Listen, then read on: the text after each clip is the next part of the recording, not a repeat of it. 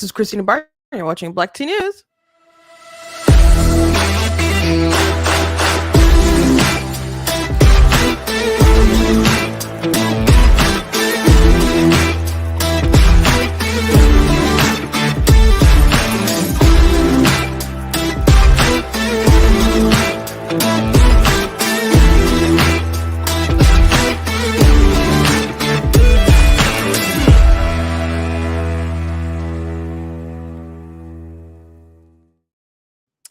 Hello. Welcome to Black Tea News. I'm your host, Christina Barr, and today we're going to be talking about this media blackout regarding Gold Star families who spoke together in California. And I know Fox obviously covered some stuff, but the main networks didn't really cover it much, and I didn't even see a ton of a conversation online about it. I mean, there's some clips and stuff floating around.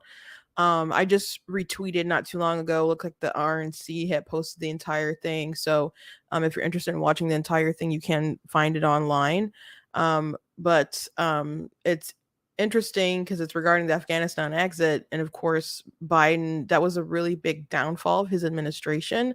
And it doesn't make him look good at all in the least bit. And that began to open up some people's eyes to break that sort of illusion, delusion, whatever you want to call it, of Joe Biden just being this nice, old man, who is going to return norms and is wise or whatever people had on their mind. But his approval ratings just never did well after that. But people saw that as a huge failure. Obviously, you had people falling from planes and other things like that.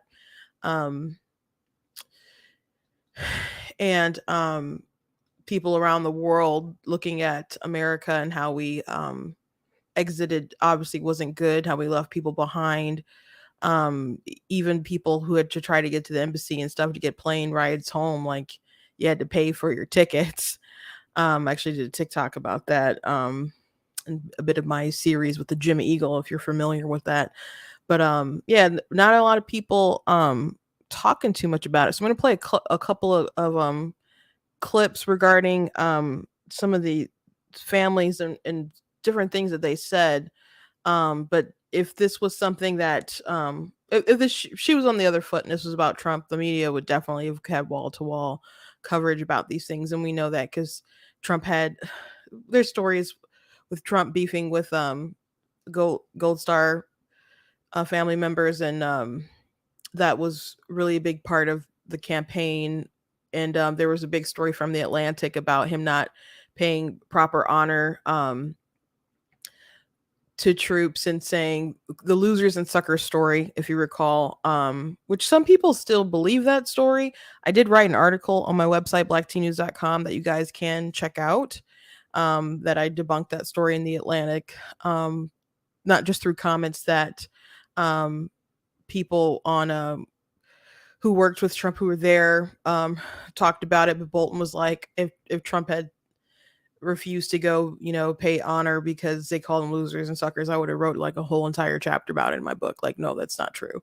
So and then there were military documents and other stuff that debunked that. So you can go to the website and check out that article. We're also going to be talking about the Sound of Freedom. There was this article, there's this narrative going around, and there's media that's blasting it, saying that one of the people who financed the film was involved in child trafficking. That's not true, and they're not a major financer of the film. They gave $501 it's as crowdfunding. So I want to just go over the story because it's just really bizarre how much people hate this film and want to slander it and want it to be such a terrible thing. If you're, people are watching, let me know in the comments if there's something up with the internet, because I know it was kind of dragging as I was coming in. So hopefully everything is okay now, because I saw some people drop out. So I just want to make sure everything looks okay. So let me know. And if there's any issues with the videos playing, I guess we'll find out together. But everything looks okay from my end right now. So just let me know. I'll be looking at your comments. Thank you guys for watching. Though, thank you to those who will watch back later. As I said, go to the website, check out different articles that I have, like the one where I debunk the losers and sucker story. Check out other articles. I'm gonna have to write one about the topic we covered yesterday with the NBC interviewer questioning DeSantis or pushing back on DeSantis about the Democrats claiming that they don't push for abortion up until the time of birth, which I'm glad to see that a lot of people, at least online, were pushing back against that particular narrative. The different groups, Republican groups, started cutting videos like, and maybe I'll cut some as well. I mean, I mentioned a couple examples, but maybe when I repost that section, I'll just include a couple different examples of like Stacey Abrams and Beto O'Rourke and other folks who are like for no limitations. And but it really is bizarre that she told that lie, knowing that a huge conversation for the past few weeks have been um, a young woman who had an abortion at 29 weeks, and people thought that it was awful that she was going to go to jail for 90 days, not even for the abortion, just for like trying to burn and like hide the body, you know. So just a really big lie, but I just want to report back that I'm glad that people are pushing back. I think the good thing to do would have them issue an apology. And by the way, there was like more of the exchange where DeSantis continued to push back. I don't think he pushed back as well as I mean, I guess maybe I would have pushed back in this situation, but he did push back, and he did have an answer that they pretty much cut off in the report version that we watched yesterday together. So if you're gonna fact check and then air something, well, you need to be proper about your fact checking, period.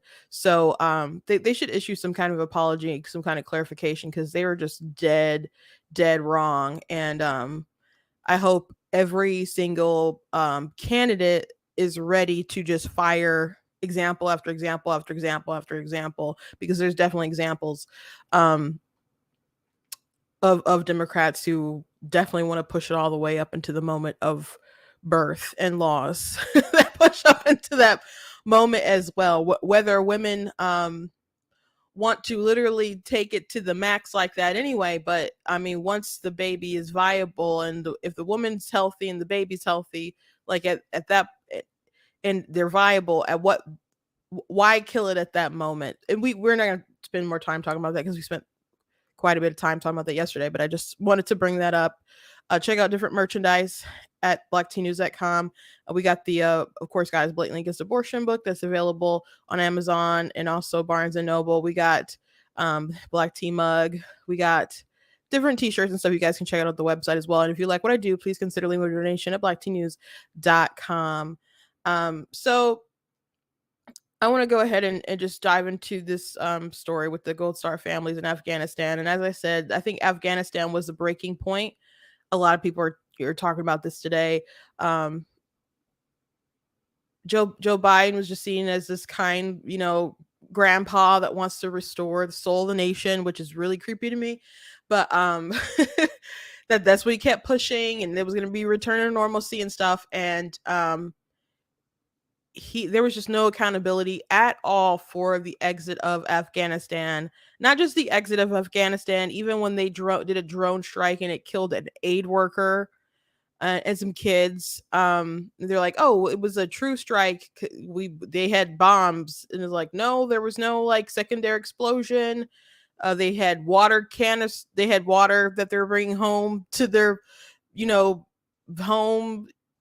It wasn't a bomb, and you guys didn't do your due diligence, and then you lied about it, and then you had to eventually tell the truth, and then no one got any sort. There's no accountability anywhere for anything involved with the Afghanistan exit. So people are very frustrated with that, and people are also very frustrated with Joe Biden himself and how he treated the family. So I'm gonna play a couple of, well, let me play this clip first. Just a warning, there's some some swear words and stuff in it.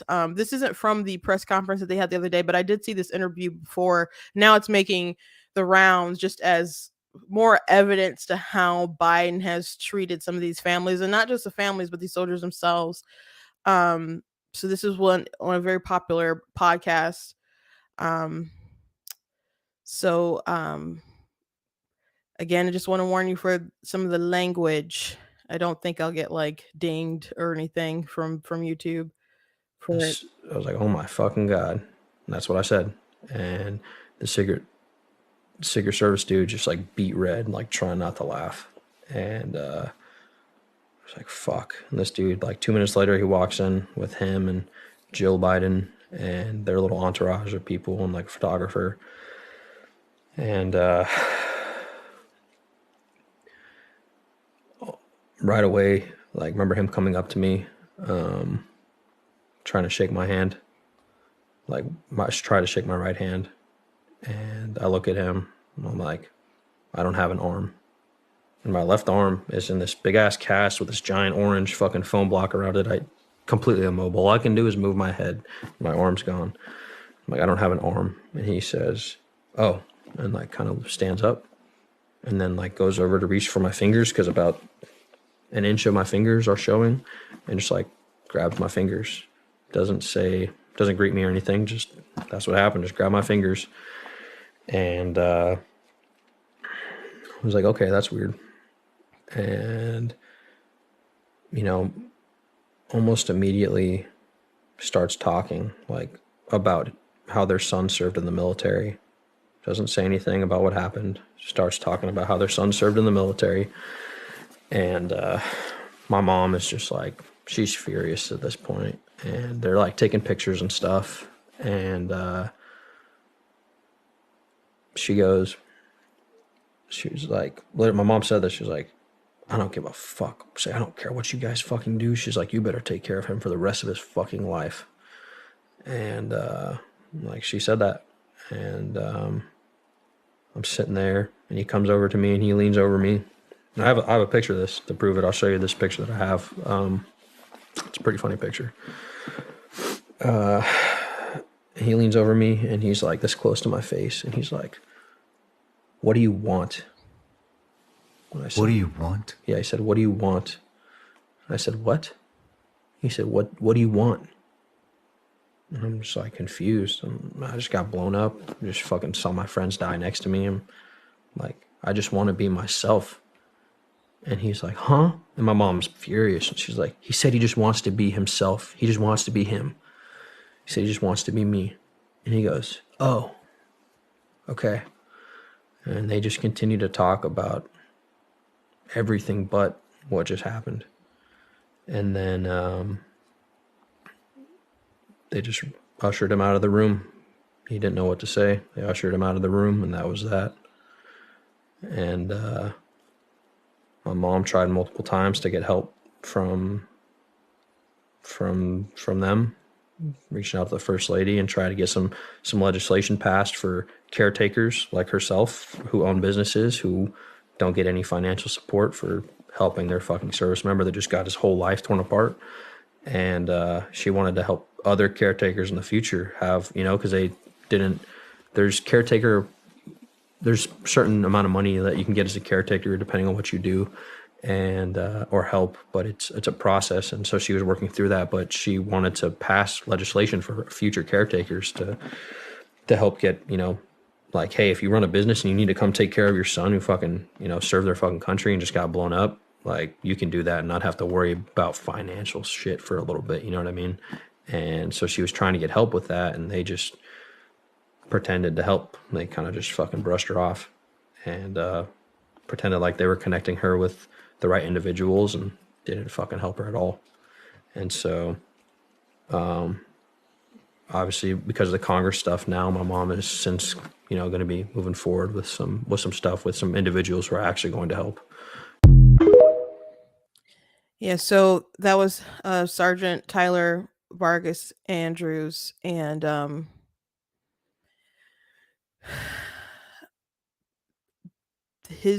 I can totally believe that Joe Biden tried to shake a and that didn't exist. He's also told people in wheelchairs to stand up.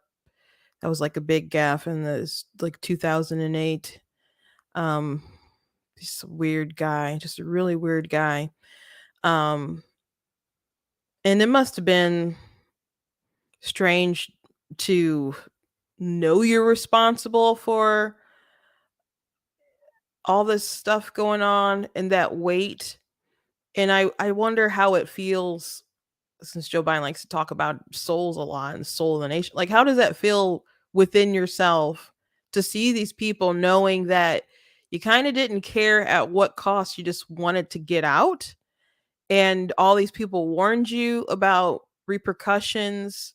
And at the end of the day, you're just like, you don't care. And it's been like documented and stuff that Joe Biden like eventually grew like tired of the war effort over there and just wanted to pull out. And he was asked like, well, what's going to happen like when the Taliban comes in and they start, I don't know, like saying women can't go to school anymore and just laying out, these negative repercussions. And he's like, they got away with it. And then Nixon got away with that stuff. And or it was some report in Politico, and we covered it at the time when that story came out, and I guess I mentioned it quite a few times since then. But it just really peeked into Biden's mind. It's just like he does things because he doesn't think there's going to be any sort of political repercussions, and I suppose that's true. He hasn't really suffered much political repercussions. He's sitting there in that White House, and they had a pretty good midterm election. So, the best we could do is him not be reelected, I suppose, because he didn't hold anyone accountable. No one held him accountable. So, for the actions that he took, that were obviously very poor, and no one. It's one thing to make bad decisions. It's another thing for no one to really face repercussions of those actions. Because it just feels like there's no accountability, but no justice in this world, and there's no comfort that these families can really find, um if to know that um their commander in chief is not all with it. That's not very comforting. And then to feel that he also doesn't care. um it's rough. It's really rough. And so the media didn't really cover yesterday when these Gold Star family members got together to talk about their experiences. So again, you can watch the whole thing online. You can find it, and I recommend when you get the chance to do that, to talk about that. Um, but obviously people don't want this to be part of the narrative or part of the conversation going forward into a presidential election. Even when this was like a hot story and people were talking about it, there are folks on the left, like in places like TikTok and stuff, that got so upset if you mentioned it, and people were saying, well, you're just using these soldiers and these families. Like, no, these families are talking about it because they're upset about what happened. Everybody's upset about what happened. And I had friends who fought in Afghanistan who felt like ultimately what they did was worthless.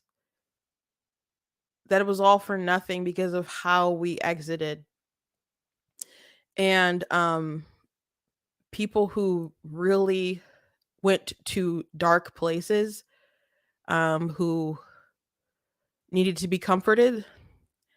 And this is just not what a commander in chief should do and be like. So we can listen to a little bit of their stories, and again, you can watch the whole thing, and we can move on. But um, very sort of transparent to the fact that mainstream media didn't really want to talk about this or show this or highlight this much, because we know if Joe Biden wasn't the one in office, that it would have been wall to wall coverage.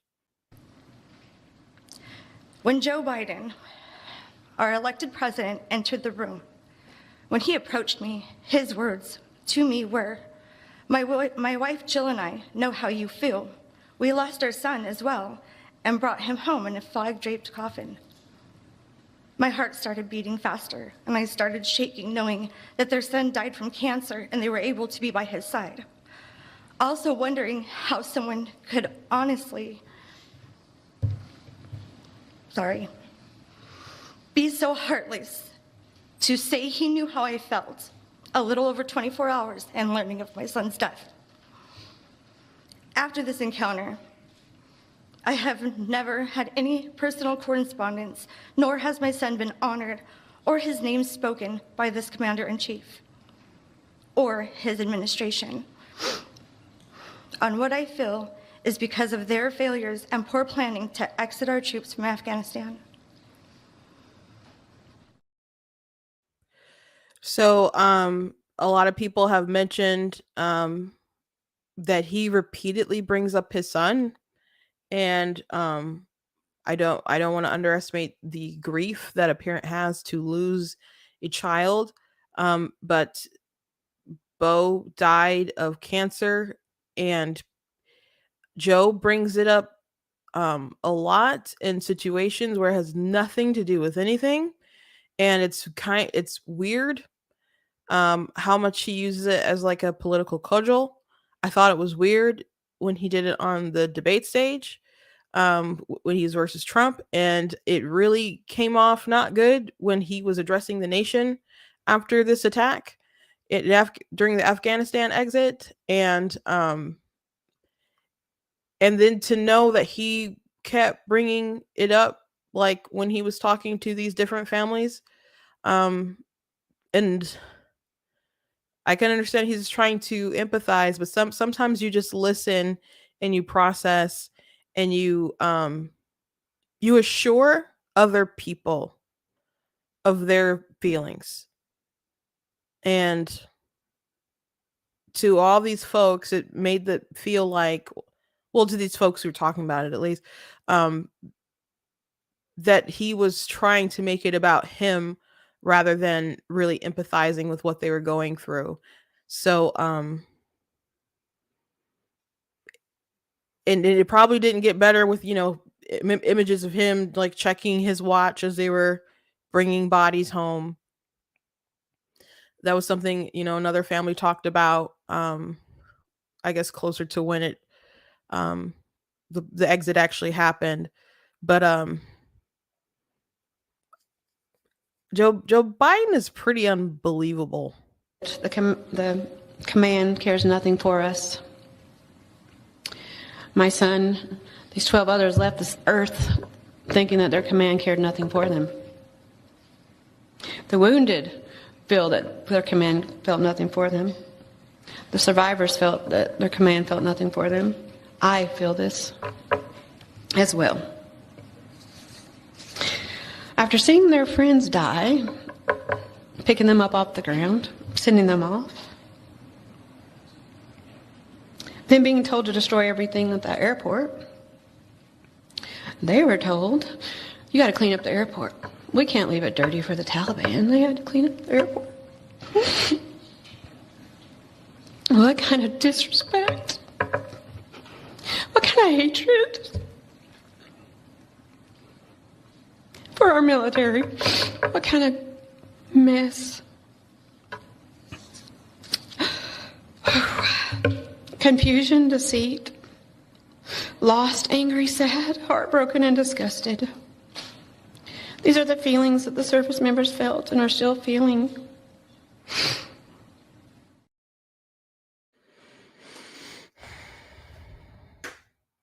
And let's go to the next clip. I live every single day knowing that these deaths were preventable. My daughter could be with us today. And that wasn't just one decision, it was many decisions. Many times over, it could have been stopped.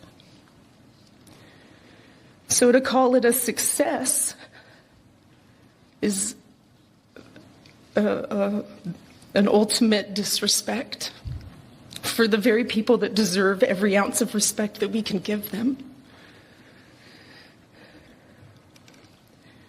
That day, there were 13 avoidable deaths of our service members 30 plus critically wounded warriors who have our hearts. These young men and women came back bigger patriots than they left. I don't know how that's possible, and I admire them from the bottom of my heart. We left thousands of allies behind.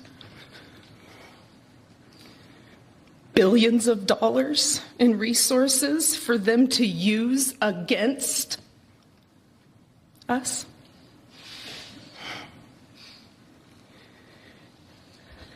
This was not a success. It definitely was not a success. And again, no accountability whatsoever. There's old clips of Joe Biden addressing voters talking about the Afghanistan exit, like, you can't just pull out, and if you just pull out, you leave all those weapons behind, and I can promise you that they'll be using those weapons on your kids in the future.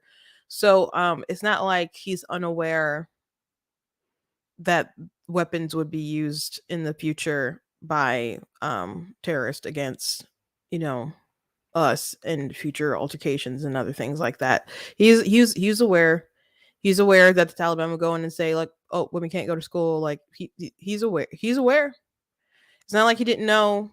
And he sure did get warnings from like different advisors on different chaos that would ensue. He just assumed he could get away with it, and hate to be the bearer of bad news, it kind of looks like he's correct to a degree, because even stories like this, these grieving families trying to air their grievances, it's not really covered because they don't want it to make Joe look bad. So the best justice for these people, I guess, would just be to Biden for not be reelected, because again, no one, I mean, he should be held accountable, but he didn't even hold people within his own administration who made some calls on the ground, and like nobody, like not even like a fallback person that I'm aware of. It was just whatever, and if you push back on him, he get really angry. So people began to see a new side of Biden during this whole debacle, and the press seemed upset as things really start popping off, and they would push and he'd push back. And then I remember listening on the radio after the attack and when these troops were killed, and I went back and ended up watching it live. I mean, not watching it live, but watching the video. But at first I was just listening to it on like Fox News radio and stuff. And I just was flabbergasted by his tone. I was just thinking to myself, I'm like, I don't like the man, but he is the president. And I'm like, he has to have some kind of moment where he rallies, where he turns this around, where he says, we're gonna make sure we go after these people or something. And he said something to that effect, but it just wasn't, I don't know, believable, or I don't know what it was about it, but it just didn't come off as genuine enough, I guess.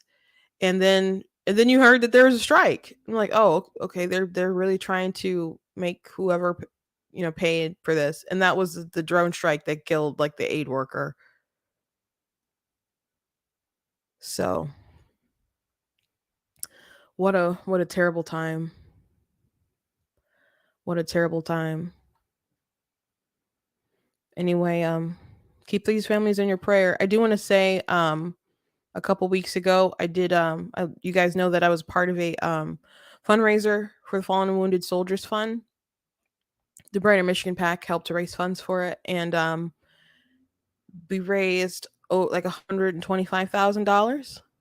And at a meeting when we were doing our wrap up, they told a story about how they helped out one family where they were gonna get like some stuff from the VA, some kind of coverage and other things, but there was some kind of in between period where they needed help and they couldn't get any help. So the group stepped in and they paid for a lot of different things for them. And so it happened some years ago, but the soldier, he called and he left a voicemail. And so they played the voicemail, and he just talked about how his kids were like graduating and he was like buying a house. And he said, you probably get calls like this all the time, but I just want you to know that it's really changed my life. And so it was really beautiful to hear that a difference was made. And if you are in a position to help someone in need, whether they're a soldier or whoever, take that time to do that, because you never know how dire someone's situation could be, and whether it appears super dire to you. You don't know what's going on in their mind. So if you can help them and support them, you know, literally don't know how much that can save someone's life. So kindness when you can, if you can, try to every day. And I was really, really blessed to hear that update. And I was really blessed to see how many people showed up and wanted to help. And glad to be a part of it, and glad that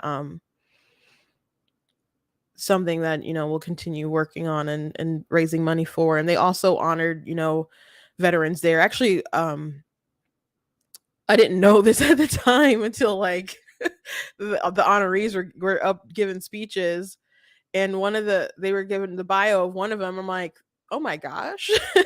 I'm like, wait a second. And it was actually one of my school teachers from high school was honored there. So, and like especially Vietnam vets there was such like animosity for what they were doing at the time back home, that events like that, sometimes it's the first time they get like some kind of real public recognition for their service. So again, if you can support in some kind of way, whether you help out an organization, or you just you have a neighbor or friend or something, and you just thank them for their service, or you can go some kind of extra mile and help them when they're in need, do it if you can. And the particular group that I mentioned, the Fallen and Soldiers, the Wounded and Fallen Soldiers Fund, they I think it's 96 cents of every dollar, it's up there, goes to a veteran. So if it's not 96, it's close to it. I'm sorry if the number's wrong. I'm sorry if the number's wrong. It's close. It's in the 90% percentile, but they did great work. But anyway, let's move on. I don't feel like crying anymore. The Sound of Freedom has done really well in the theaters, and I've talked about it quite a bit. I really like the film. It was a good film. Just as a standalone film, if you haven't seen it, you probably heard a lot of dialogue about it. I promise you it's not a political film. I promise you it's not a political film in the least bit, but people have presented it like it's some kind of QAnon right-wing conspiracy, etc., blah, blah, blah. Now, some people don't like Tim Ballard. People don't like Jim Caviezel, because he's a Christian, because he said some things that sound conspiratorial to folks and stuff. I can understand that, those criticisms. That has nothing to do with the body of work itself in the film. And people are like, oh, this stuff, everything was about the movie is fake. I'm just like, like there's like real criminals in the film.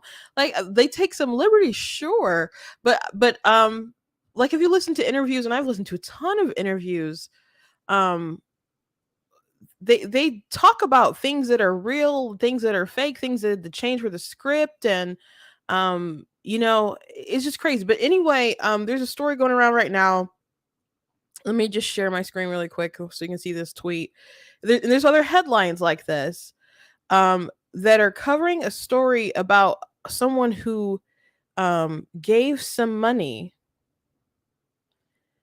right? And they say Fabian Marta, a major financer of Sound of Freedom, has been charged with child kidnapping. Now, if someone told you it was a major financer like how much money would you assume went to the film? Like how much money would you assume? Would you assume that it was like I don't know, in the thousands, tens of thousands, you know? Would you assume something like that, or would you assume it was like $501? You probably wouldn't assume it was a couple $100, would you? Because that's like what it was. So there was some crowdfunding that went on for the film, and they ended up they're in the like a list of credits with other people who crowdfunded, for the film, and they really want to take this angle to just really discredit the film as much as possible. And it's pretty wild. Like I was talking to my sister about this, and she said things must really be on the up and up if this is if the links that you will go to try to discredit this film, to be like someone gave $500 and this is what you get. Now what's actually crazy about this story, because at first I saw people like retweeting it, debunking, like it's only like $500 and it's crowdfunded, and like this person has nothing to do within the actual film itself other than just giving a couple dollars for it. But there's something a bit beyond that, though, to continue on the debunking. Which, by the way, there's some media who picked up that kind of narrative with the story. But it's not just the media. Like on TikTok, there's some huge accounts. Like Harry Sisson did a video on it. This guy Tizzy, they all have. Tizzy might have like 1 million followers. Tizzy has a lot of followers, and Harry has like he doesn't have 1 million yet, but it's like I think like 700,000 or something. Harry is paid by Palette Media, who is getting money from the DNC. So everyone pretty much think he's a shill, but I'm sure there's a lot of young people who follow them who are going to vote sometime soon and have their minds filled with indoctrination garbage and stuff. So there's some crazy stories that spread on TikTok. I know people watching on Facebook and YouTube are like, oh, that TikTok, that's still like they kind of roll their eyes or whatever at it. And you can, but the issue is that it has a lot of users on it, and not everybody's young on the app. There's some people who only get their news from TikTok Reels. There was one woman my sister used to work with, and she was just dumb, but she got her news from she got her news from TikTok. I'm gonna tell this really funny story. I'm so sorry. I'm gonna like break from this to interject here. So I knew this woman. It's like during the hype of like COVID and stuff, where you could go in stores, but people had like the really strict mask policies and other stuff like that. And so she was just like a stickler for it and making sure people had masks when they went in the stores and etc. So, and I had heard stories about how she would respond to different customers and would just go all, I'm sorry if this offends you, but I'll just say to go totally Karen for the stereotype.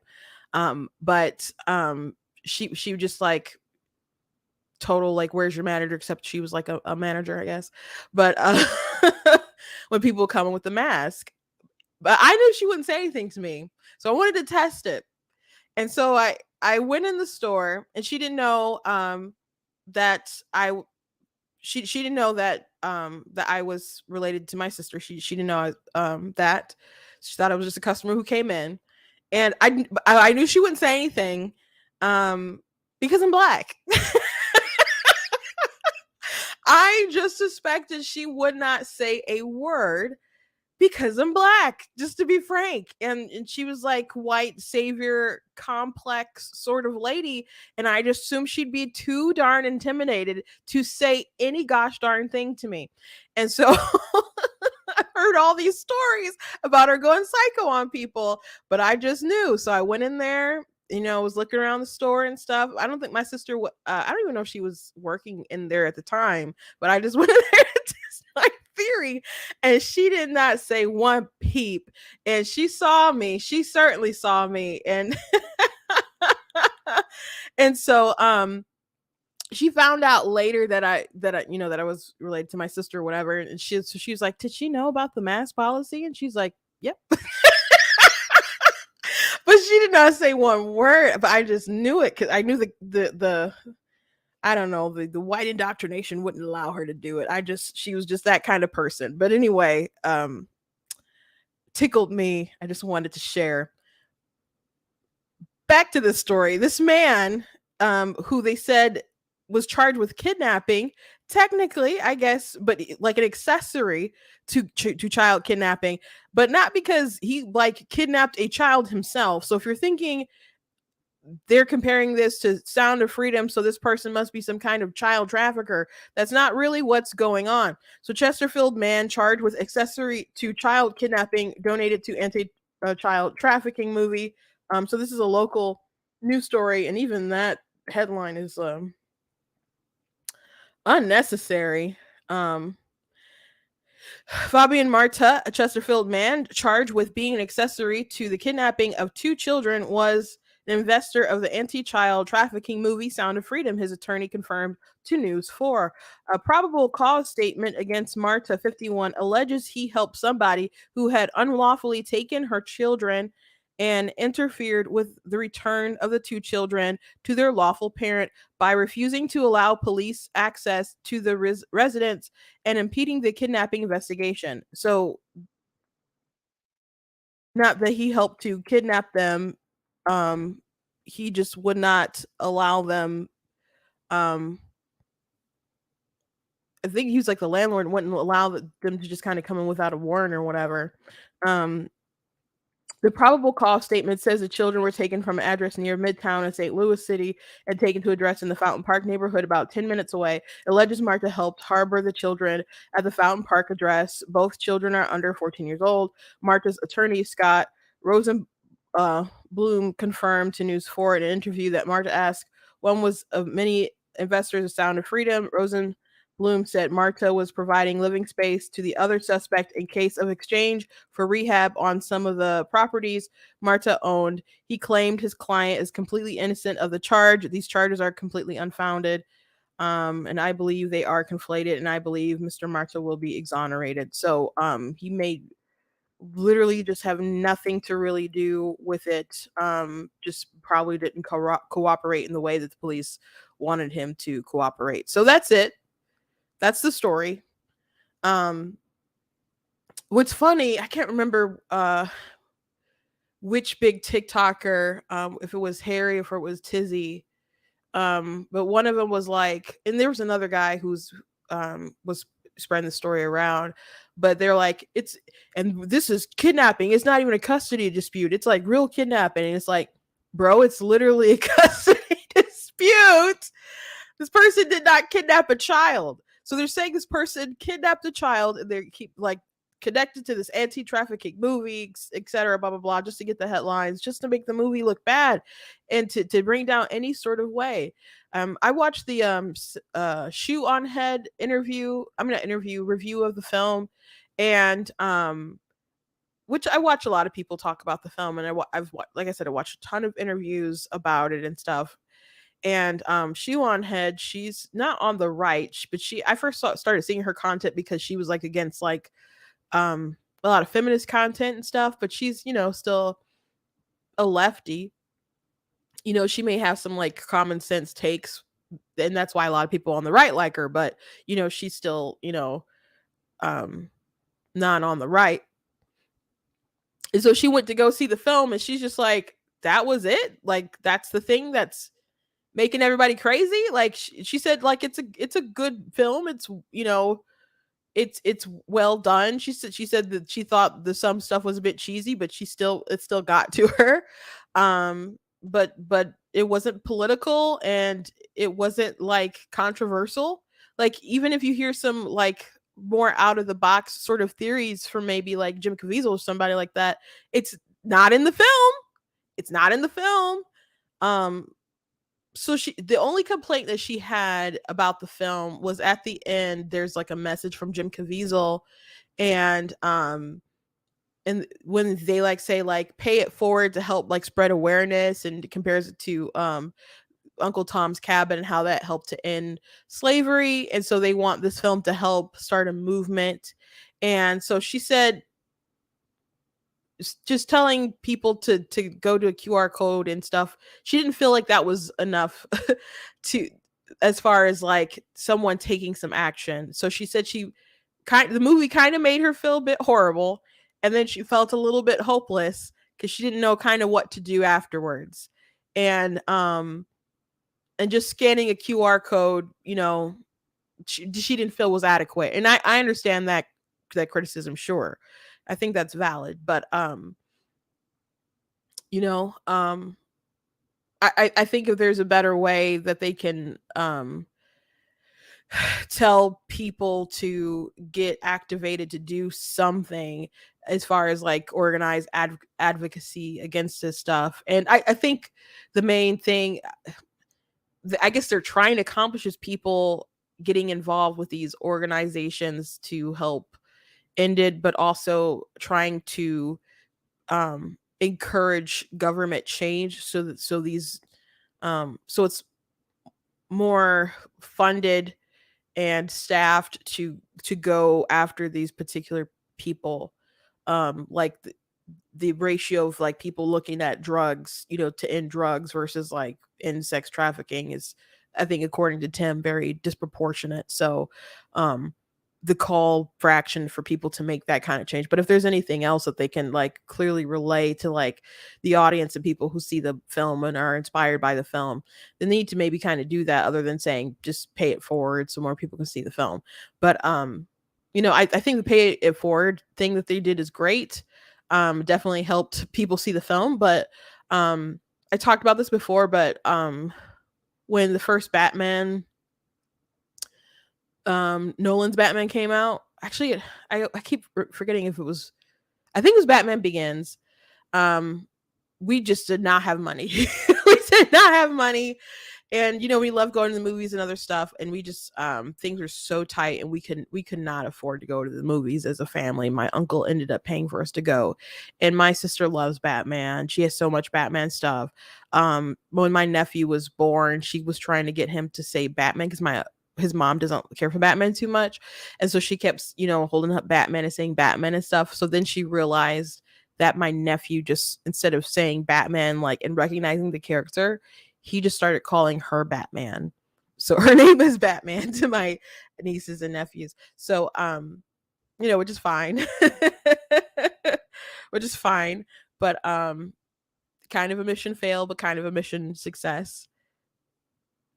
So she was just started crying. She was sitting right next to me in the theater. She's like, don't you know we're watching Batman? I'm like, yeah, it says Batman Begins right there in the title. But that in the grand scheme of things, there's things definitely more important than going and seeing a film.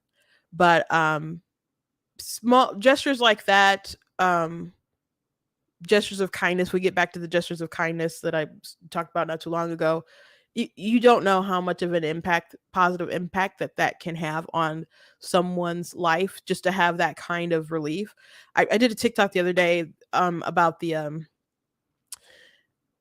actresses who are on the Snow White film and how they keep ripping on the 1937 version, and like for the modern audiences, girl boss, blah blah blah, etc. She's gonna be the assertive one, and she's not gonna be saved by the prince, and blah blah blah. We need to bring this up to date. And it's like there's nothing wrong with people finding true love, and people still want that today. That is not old fashioned.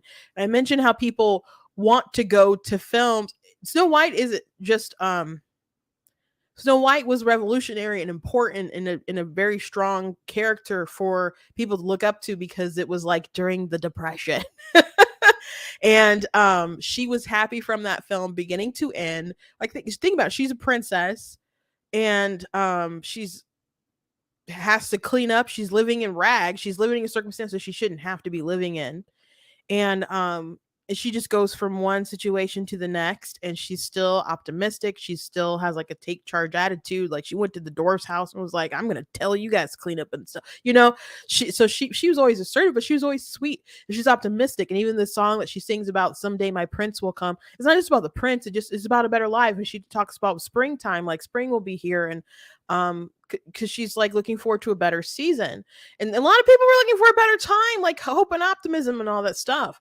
So them just crapping on the movie, I just really hate it. I'm just like, people don't want to go to the movies and be preached at all the time, or to for you to reinvent the wheel. Like, people need that optimism and the romance and stuff, and people just want to go to the movie sometimes to escape. They just want to escape. They don't want your agenda just shoved down their throat. So why can't you just, pay honor and respect? So cinema can be very powerful, very important. I mean, I went to school for a little while to do like animation and stuff, and I love, you know, um, you know, anime and other stuff like that, and you know, in movies if they're good. I just don't have a lot of love for a lot of things that I used to watch, and different TV shows. I feel like so many are ruined by political stuff, unfortunately. But I did love the craft. I did love the craft anyway. Actually, I was watching anime last night with some of my siblings. We've got about halfway through with it, so I don't know, maybe we'll finish it tonight. But anyway, let's move on. I wanted to just mention that Wayne Brady. I'm sorry, Wayne Brady, who's on Whose Line, has come out as pansexual. And what I find interesting, he's also the host of like Let's Make a Deal. He had the show, the Wayne Brady Show. He was the season 2 winner of The Masked Singer, I think. And well deserved, by the way. I don't know, I haven't always liked other winners, but I thought Chris Daughtry was the best singer. Like, had the most impressive vocals. I really wanted him to win, but I thought Wayne just kind of worked it to. He was just so clever that I could not be mad at him winning. I thought it was well deserved, but and I could not believe that it took me a while to figure it out.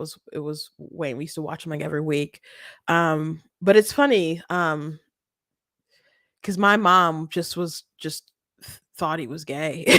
We're just like, no, Mom, he's not. And she was just like, I guess she pegged it. But I want to mention it because I think it's so weird though that people want to jump to the pansexual thing, and you might be like, what the heck is pansexual?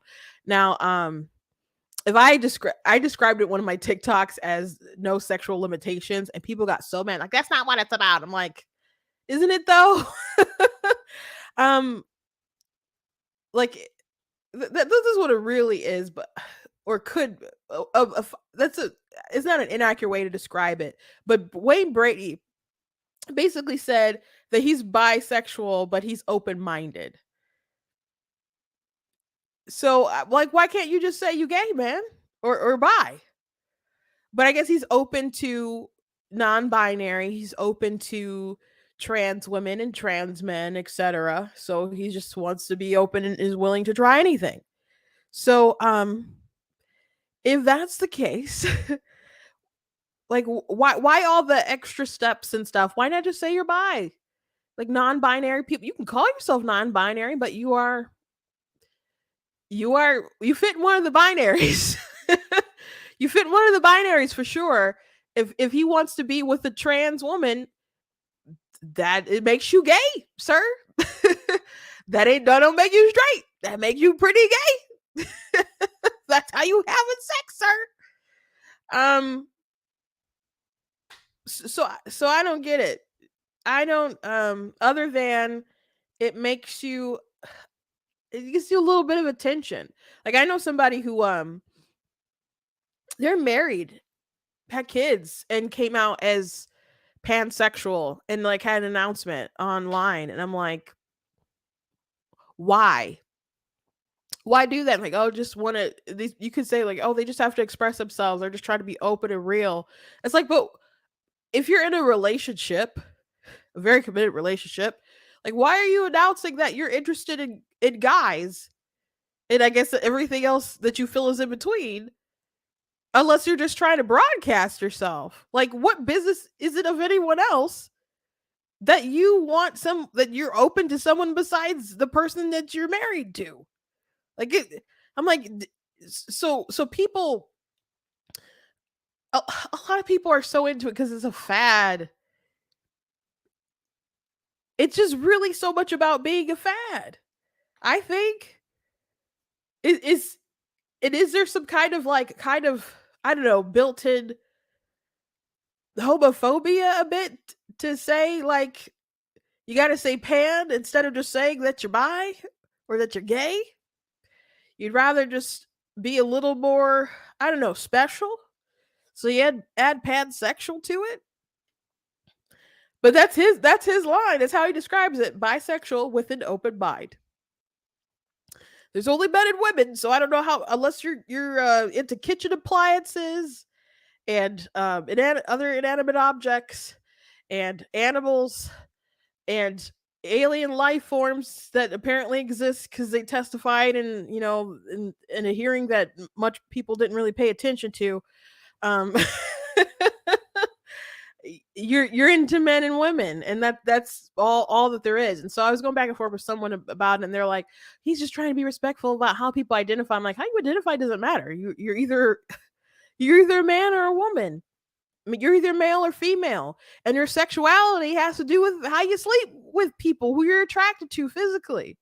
It's nothing to do with how you feel internally on the inside, you know? So if you gay, you just gay.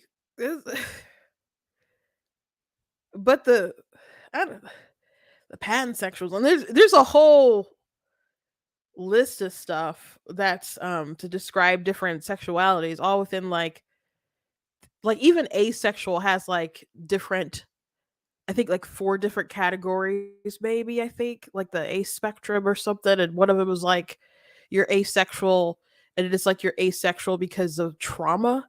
And I'm like, you made a flag to broadcast your trauma? That's freaking weird. I guess technically I have a character that's in that uh community, I guess, in one of my books, but I was like, I wouldn't broadcast a flag for trauma. It's so strange. It's so strange. So I guess point to mom. We're, they did they did like to do some gay jokes on the show and sometimes kissed each other. I didn't find things like that funny, but um I guess I'm not entirely, I guess, surprised, I guess, but you know, is what it is what it is. And for those of you who are like, it's not anyone's business, I didn't make an announcement about it. I wouldn't know if he wouldn't have told me. You know, I guess my mom always knew, but I wouldn't know. I haven't thought about Wayne in a while. He can sing though. He's very talented. Very talented. Anyway, want to shout out to Super Chat here. Thank you very much for that. Acer Trey. Thank you very much. Appreciate it. That's really the show for today, guys. I hope you guys did enjoy it. I know we talked about some heavier things, particularly in the beginning, but if I could leave you something with anything today, I guess just go back to that sow kindness where you can. I told a story in church on Sunday about a young woman who I was on a live with about the topic of abortion, and I can't remember if I told this yesterday or not. But long story short, she told a story that obviously was about her, and I was trying to figure out while she was talking if it's something that she was going through or something that I could possibly prevent from her from carrying out. And so I told a story of my friend Ronquel, which if you didn't see my conversation with my friend Ronquel and her pretty traumatic abortion, you guys can go back and find it. But she had already had an abortion. So technically she it seemed like she got on, which I did mention, and like it seemed like you're having this conversation because you want us to tell you what you did was okay. And I said, I can't tell you that, but I want you to know that it's okay to forgive yourself. And so the conversation ended up getting cut short because I'm pretty sure my friend's live was mass reported, and that's happened to me. So I'm pretty sure that happened to her. And because all of a sudden the conversation ended, and it was like in the middle of the girl talking. So I really didn't appreciate that. And to the people who did that, like, you're nobody in that conversation was any better for you shutting it down. Not the girl who was telling her story, and not us who were responding to her. But I was thinking about how I responded, and I think maybe it was okay, but I wish I had responded still a little bit better. And then I saw a Tony Robbins video, and he was talking to this young man who was really too hard on himself, and he was encouraging him, like, you're really too hard on yourself, and like you've been there's so much that you can do, and life is so, it can be so long, and so much you can't accomplish, and you're stressing over what's happened over the past like just 2 decades. And he's like, you're holding yourself too high of a standard and stuff. And he was just breaking down, and I'm just like, look how he's like getting through to this young man. And I'm just like, man, I would really like to be able to help somebody like that, I guess. And I'm not saying that I have or anything, but like, um I would just like to learn to communicate a bit better, I guess. Because at the end of the day, I don't bring up particular topics because I want to condemn everybody. I want people to, I want to better myself. I want them to better themselves. I want us to all work toward a more moral society, and I want people to be able to find redemption even when if they have believed in dark things or done dark things. And um, you know, I believe in the power of redemption. So I want to leave people with some optimism and hope. And I really wish that I had got the opportunity to finish that conversation with that young woman. And um, yeah, I don't, I don't know. I mean, it was on TikTok. I don't know where she's from or anything like that. So fat chance of that conversation ever really continuing again. But yeah, to the people out there who mass reported, you guys just suck. Didn't make anything better for anyone, but I don't know, just keep striving to be better. And that's what I'm gonna try to do anyway. So thank you guys for watching. If you like what I do here, please consider leaving a donation at blacktnews.com/donate. Cost of stream, cost to run my website, and all that stuff. So if you can support in that way, I thank you very much. Please check out different articles that I've written on my website. Like I referenced my Losers and Suckers article that I debunked. The Losers and Story Sucker about Donald Trump back when he was president. And they were saying that he said, people still were losers and suckers. So had different military documents and stuff that his staff and other people, Bolton's book that he wrote and stuff that all went against the narrative that the Atlantic was pushing. Check out other articles and videos that I have on the website as well. Check out different merchandise that's on the website at blacktnews.com, different t-shirts and mugs and stuff. You guys can also check out, of course, God is Blatantly Against Abortion, that covers theology, of course, but also covers science and politics and rights and philosophy. So it's a very good book, if I say so myself, which of course I just did, but check it out. And I'm always so proud to look at this art. My baby sister is the one who drew this picture for me, and she just did an incredible job.